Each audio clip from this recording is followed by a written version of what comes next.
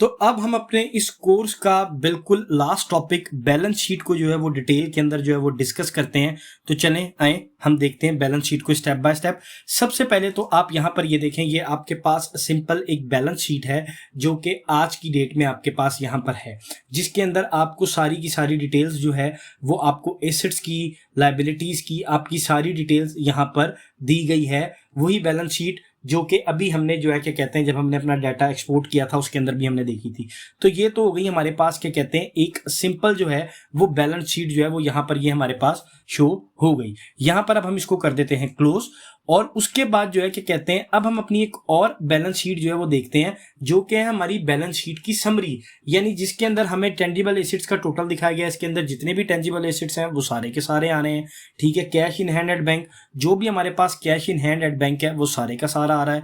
Debtors की हमारे पास सारी डिटेल आ रही है, करंट एसेट्स आ रहे हैं, और इसी तरीके से यहाँ पर हमारे पास क्रेडिटर्स की पूरी डिटेल आ रही है, और यहाँ पर हमारे पास जो भी करंट लायबिलिटीज हैं हमारी वो सारी की सारी एक समरी है, और ये उसके अंदर सारी जो जितना भी टोटल है वो ये हमारे पास आ रहा है। तो ये हमारे पास जो है क्या कहते हैं एक बैलेंस शीट की जो है समरी रिपोर्ट जो है वो, ये एक समरी रिपोर्ट जो है वो यहाँ पर हमारे पास जो है वो आ जाती है।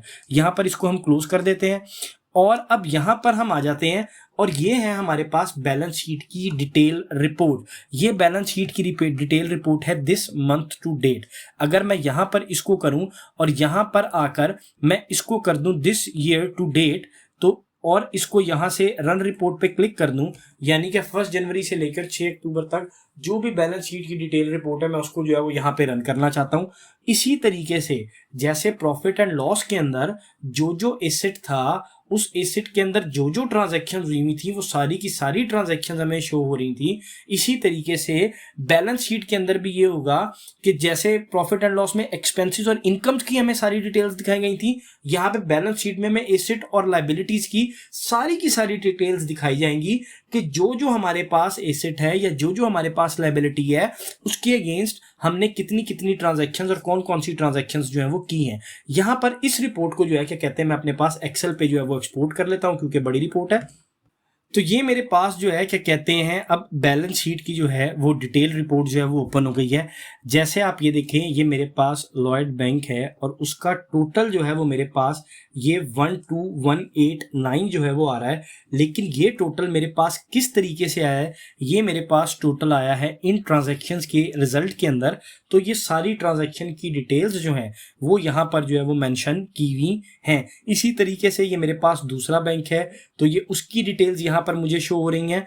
और एज इट इज ऐसे ही मेरे पास जितने भी एसेट्स और लायबिलिटीज हैं उन सारे एसेट्स और लायबिलिटीज की डिटेल जो है वो क्या कहते हैं मुझे जो है ना इसके अंदर ये शो होगी।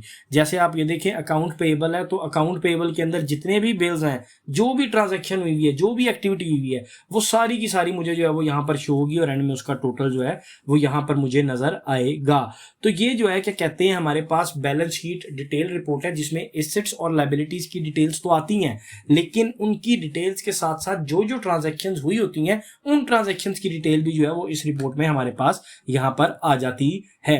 तो यहाँ पर अब हम इसको कर लेते हैं क्लोज। और ये डिटेल रिपोर्ट्स जो है वो किस लिए निकाली जाती हैं? डिटेल रिपोर्ट्स आपकी इसलिए निकाली जाती हैं कि अगर आपने कोई भी ट्रांजैक्शन हाईलाइट करनी है कि कोई बड़ी ट्रांजैक्शन और आप देखना चाहते हैं, तो वो आप इस डिटेल रिपोर्ट की मदद से डिटेल रिपोर्ट निकाल के जो है वो उस ट्रांजैक्शन को जो है वो क्रॉस चेक कर सकते हैं।